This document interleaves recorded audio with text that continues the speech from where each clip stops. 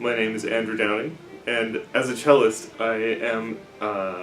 what we in the jazz world refer to as a doubler, which means that I'm originally and foremost a double bass player, and I started playing the cello as a second instrument, like as sort of something else to do to complement my double bass playing, I guess, and started to get really into it.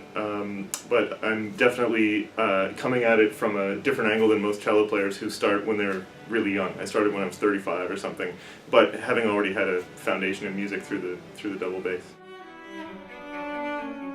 As a cellist, the Beethoven cello sonatas don't mean that much to me, and that's by no means am I saying that they are not good, great, awesome pieces of music, but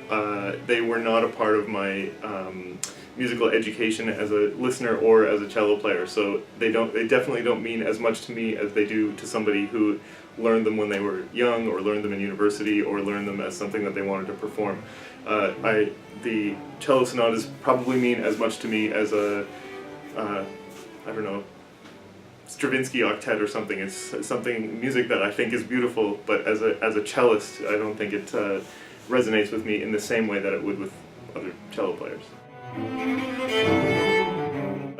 My initial reaction was to, of course, say that yes, I would love to write a piece for VC2 because I know the members of the ensemble. I know Brian and Amal through the University of Toronto and just through being a musician in Toronto, and I know them to be interesting musicians who do some really interesting things, and I know them to be nice people who would be, I think, exciting to write for and would be excited to play some music that I write. So my initial reaction was just that, yeah, of course I would like to do that. And further to that, to the idea that each of these pieces is based on one of the cello sonatas is really exciting to me, because I love to write music based on source material. Whether it's an arrangement or an original piece of music, I always find something that I can grab a hold of that I want to think about while I'm writing the music.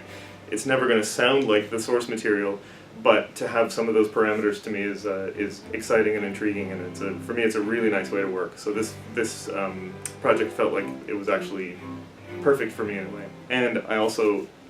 being somebody who does really enjoy the cello and likes to play the cello, it was really a pleasure for me to sit down with the instrument and write this piece of music on an instrument that I'm pretty comfortable with. Well, it's hard to say that it changed it, because my relationship with the sonata in the beginning was fairly superficial, in that when you mentioned the one that I was going to write it based on the first cello sonata, I had to go and listen to it, and listen to it in a different way than I ever had before, but I had probably only ever heard it once before, if that. So it changed my relationship with it, in that I got to know the piece pretty well. So yeah, that's the way in which I think it did that the most.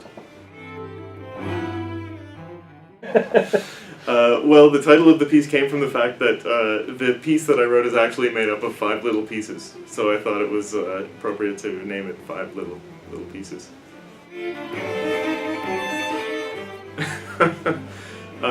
I know VC2 because both Brian and Amal have been students, and I say this loosely because of the class that I know them from. I lead an ensemble at the University of Toronto that is made up of jazz musicians and classical musicians from both the graduate department and the undergrad department, and both of these cello players have been in that ensemble at one time or another, so I know them as a teacher, and I'm going to go like this when I say teacher also, because this ensemble is basically an ensemble where I'm just the person organizing it and leading it, but everyone in the group kind of contributes music and contributes as a musician. So both of these cellists did that ensemble at school at one time or another. I actually thought about this one and I couldn't really come up with a good answer. I think just to be open, I don't think the piece is particularly challenging to a listener, in that it's not weird, and I don't think it's weird anyway, and I don't think it's anything that is not accessible. So I feel like there isn't actually that much preparation that has to go into it. I guess the only thing to listen for, the only thing to be aware of, is these are 5 really short little vignettes that don't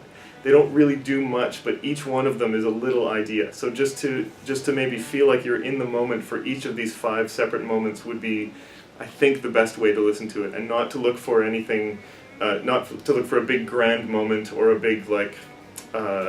apex. That each of these 5 little things is on its own is a little something. It's a little taste. So just to treat each of the 5 little bits separately. I have to say, I think the last one is my favorite, and each of them is sort of based on, maybe even based on a different style of music, or just reference to a different style of music. There's one that's a little bit like kind of a Serbian brass band thing, and there's one that feels maybe a little more like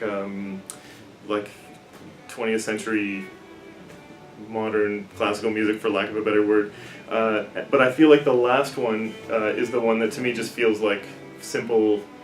nice music that draws me in emotionally, or at least when I sort of think about the things in music that fill my heart up. That's the one that I feel like has those little kind of sentimental, nostalgic moments. Because I don't play a lot of classical music, I've sort of figured out ways to do stuff through the instrument on my own. So technically there are some things that I've sort of worked out that I get either from playing the bass or playing the guitar or something, where it's a technique that actually transfers over really well, but it's not anything that cello players tend to do from the beginning when they learn through classical music. So there's some like guitar kind of finger picking things that happen, and some techniques that a lot of violin players do in parts of the Middle East and parts of Eastern Europe, like some kind of percussive techniques that people do, and some improvisational things that are happening in the pieces that I think, for me, they feel kind of normal, or at least they feel like my association with the instrument. But I think those things are things that regularly cellists don't always get to do. So I think they're probably odd techniques for other people, but for me, it sort of feels like in my wheelhouse, I guess, or in my bag of tricks that I do on the instrument anyway.